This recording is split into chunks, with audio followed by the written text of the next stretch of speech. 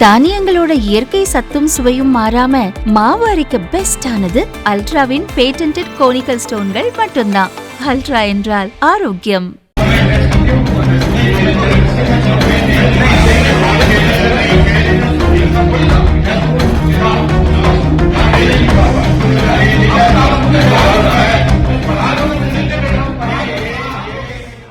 உத்தரப்பிரதேச மாநிலம் ரேபரேலி லோக்சபா தொகுதி காங்கிரஸ் எம்பி ராகுல் சமீபத்தில் நடந்த ரேபரேலி மாவட்ட வளர்ச்சி ஒருங்கிணைப்பு மற்றும் கண்காணிப்பு குழு கூட்டத்தில் பங்கேற்றார்.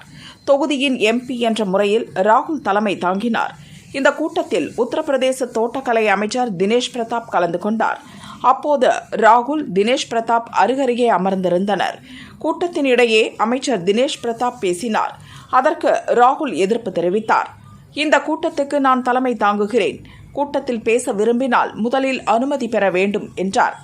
இதனை அமைச்சர் ஏற்கவில்லை. லோக்சபாவில் சபாநாயகர் சொல்வதை நீங்கள் கேட்பதில்லை. அவரது சொல்லுக்கு நீங்கள் கீழ்ப்படிவதில்லை. அப்படி என்றால் நான் ஏன் உங்களின் பேச்சை கேட்க வேண்டும்? நீங்கள் சொல்வது போல் நடந்து கொள்ள வேண்டும் என கூறினார். இதனை கேட்டு ராகுல் அதிர்ச்சி அடைந்தார். ஏனென்றால் தினேஷ் இப்படி சொல்வார் என அவர் எதிர்பார்க்கவில்லை.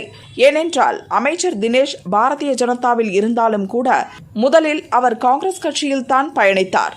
அதன் பிறகே பாரதிய ஜனதா கட்சிக்கு போனார்.